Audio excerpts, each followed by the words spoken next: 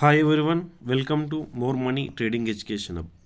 మన సబ్స్క్రైబర్లో ఒకరు అడిగిన జేడబ్ల్యూఎల్ స్టాక్ గురించి కంప్లీట్ డీటెయిల్స్ అనాలిసిస్ చేయమన్నారు. వాటి గురించి చేస్తున్నాం.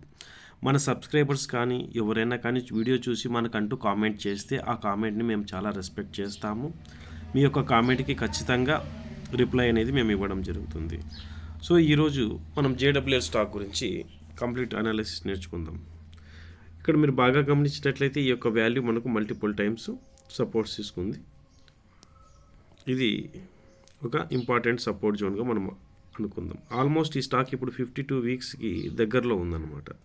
సో దాని తర్వాత నెక్స్ట్ రెసిస్టెన్స్ ఏంటి అనుకుంటే ఈ యొక్క స్టాక్కి బాగా గమనించండి ఏ విధంగా అనేసి ప్రీవియస్ హై బ్రేక్అవుట్ ఇచ్చిన తర్వాత ఇది ఎలా వర్క్ అయిందనేసి. ఒక స్టాక్కి ప్రీవియస్ హై బ్రేక్అవుట్ ఇస్తే ఎలా స్టాక్లో అప్ సైడ్ ర్యాలీ ఉంటుంది, ఒకవేళ ప్రీవియస్ హైని రెస్పెక్ట్ చేసి డౌన్ సైడ్కి వస్తే ఎలా బేరిష్ ట్రెండ్ ఉంటుందని మనం తెలుసుకోగలగాలి. ఇప్పుడు చూడండి ఇక్కడ ఏం జరిగిందని మనం గమనిస్తాం. ఈ విధంగా స్టాక్ ఇక్కడి నుంచి అప్ సైడ్ ర్యాలీ అవ్వడం జరిగింది. ఇక్కడ ఫస్ట్ ఒక రెసిస్టెన్స్ వచ్చిన తర్వాత మళ్ళీ అగైన్ ఇక్కడ ఎక్కడైతే ర్యాలీ అయిందో ఇక్కడ సపోర్ట్ని రెస్పెక్ట్ చేసింది. బాగా గమనించండి, సపోర్ట్ రెసిస్టెన్స్ మనకు తెలుసుకుంటేనే మనం ఏదైనా ఒక స్టాక్లో ఇన్వెస్ట్మెంట్ సపోర్ట్ దగ్గర చేయాలా, రెసిస్టెన్స్ దగ్గర ఎగ్జిట్ అవ్వాలా. రెసిస్టెన్సీ బ్రేక్అవుట్ ఇస్తే నెక్స్ట్ అక్కడి నుంచి కొత్తగా బయర్స్ మళ్ళీ అప్ ట్రెండ్ తీసుకెళ్తారు. కాబట్టి నెక్స్ట్ బయర్స్ ఇంట్రెస్టెడ్ ఉన్నారు ఆ స్టాక్లను తెలుసుకుంటాం. అలా తెలుసుకున్నప్పుడు మనం ఏదైనా స్టాక్లో ఇన్వెస్ట్మెంట్ చేసి ప్రాఫిట్స్ బాగా తీసుకోవడం ఉంటుంది. అగైన్ ఇక్కడ రెసిస్టెన్స్ దగ్గర నుంచి వచ్చి ఆల్మోస్ట్ ఈ యొక్క సపోర్ట్ వాల్యూకి దగ్గరకు వచ్చి మళ్ళీ ఇక్కడి నుంచే అగైన్ అప్ ట్రెండ్ తీసుకుంది. ఫస్ట్ టైం ఇక్కడ మీకు రెసిస్టెన్సీని రెస్పెక్ట్ చేసి డౌన్ సైడ్కి వచ్చిందా గమనించారా. తర్వాత ఇక్కడ ఏం జరిగింది చూడండి. ఇప్పుడు నెక్స్ట్ రెసిస్టెన్స్ని రెస్పెక్ట్ చేసి వెనక్కి రాలేదు, ఇక్కడ బ్రేక్అవుట్ అయింది. ఇక్కడ బ్రేక్అవుట్ అయ్యి సస్టైన్ అవ్వడం వల్ల ఇక్కడ ఏం జరిగింది అంటే నెక్స్ట్ ఇక్కడ కొత్త బయర్స్ స్టాక్లో ఎంటర్ అవ్వడం జరిగింది. ఎందుకంటే ఇక్కడ ఎవరైనా ఆపర్చునిటీ మిస్ అయిన వాళ్ళు అగైన్ ఇక్కడి నుంచి బయింగ్ సైడ్ తీసుకెళ్తున్నారు. సో ఈ విధంగా మీకు ఒక సపోర్టు రెసిస్టెన్స్ ఎలా వర్క్ అవుతుంది, రెసిస్టెన్స్ అప్ సైడ్ బ్రేక్అవుట్ ఇచ్చినప్పుడు ఏ విధంగా స్టాక్లో మూవ్ ఉంటుందని మనం తెలుసుకోగలగాల.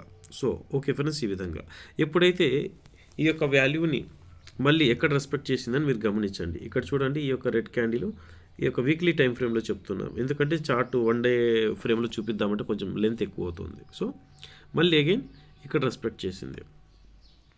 దాని తర్వాత నెక్స్ట్ ఎక్కడ చేసింది ఈ విధంగా ఇక్కడ చూడండి 11 నవంబర్ ఇంచుమించు ఈ యొక్క క్యాండిల్ ఇక్కడ మళ్ళీ అగైన్ ఈ యొక్క వాల్యూని రెస్పెక్ట్ చేసి అప్ సైడ్కి మూవ్ ఇచ్చింది. ఎప్పుడైతే ఇక్కడ బ్రేక్ ఏమైంది రెస్పెక్ట్ చేయకుండా బ్రేక్ డౌన్ అయింది. బాగా గమనించండి, బ్రేక్ డౌన్ అయింది. ఇక్కడ వాల్యూ ఇక్కడ ఈ విధంగా ఇటుకు వచ్చిన తర్వాత మామూలుగా ఇట్లా పైకి వెళ్ళింది, కానీ ఇక్కడ ఏమైంది ఈసారి డౌన్ సైడ్కి వచ్చింది. సో సపోర్ట్ని డౌన్ సైడ్కి బ్రేక్ ఇచ్చింది.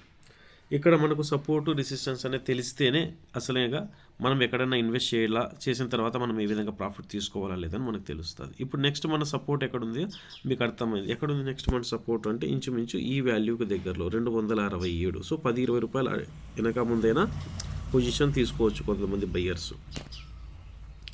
సో ఈ విధంగా ఈ స్టాక్ యొక్క ఇంపార్టెంట్ సపోర్టు రెసిస్టెన్స్ తెలుసుకున్నాం. దాని తర్వాత మనకు ట్రెండ్ అనేది ఖచ్చితంగా తెలిసి ఉండాలండి. మార్కెట్లో చాలా ఇంపార్టెంట్ సబ్జెక్ట్ ఏంటంటే ఏదైనా ఒక స్టాక్ కానీ ఇండెక్స్ కానీ మనం తీసుకునేటప్పుడు పొజిషను ఫస్ట్ ఆ స్టాక్ యొక్క ట్రెండ్ ఏంటి అని తెలుసుకోవాలా. అసలైన సబ్జెక్ట్ ఏంటంటే ట్రెండ్ అనేది ఏంటి అని తెలుసుకోకుండా మీరు ఇన్వెస్ట్ చేయడం తప్పు అవుతుంది. ట్రెండ్ అనేది తెలుసుకోండాలి. ఇప్పుడు ఇక్కడ మీరు గమనించినట్లయితే ఇక్కడ ఇది అప్ ట్రెండ్లో ఉంది.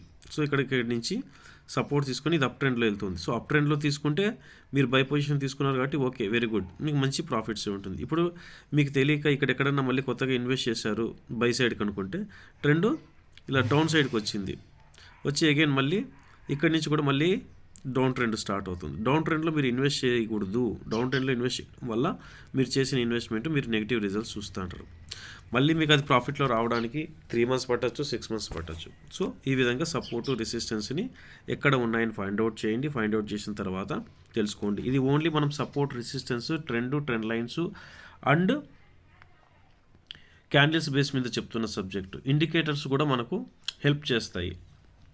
ఆ ఇండికేటర్స్ గురించి కూడా వచ్చే వీడియోస్లో మనము మాట్లాడుకోవడం జరుగుతుంది. నెక్స్ట్ ఇప్పుడు వచ్చే సండే వీడియోలో మనం ఏం చేస్తాము, ట్రెండ్ గురించి మాట్లాడుకున్నాం. ట్రెండ్స్ 3 రకాలను ఉంటాయి. ఒకటి up trend, down trend, side veg.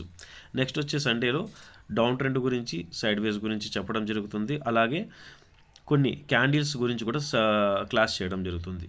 Candles గురించి కూడా అవగాహన ఉంటేనే మనకు ఆ క్యాండిల్ డౌన్ సైడ్ బ్రేక్ ఇచ్చింది కాబట్టి ముందున్న క్యాండిల్కి ఇప్పుడు ఏం నడుస్తుంది, నెక్స్ట్ ఎలా ఉంటుంది ట్రెండ్ అనేది మనం గమనించడం జరుగుతుంది.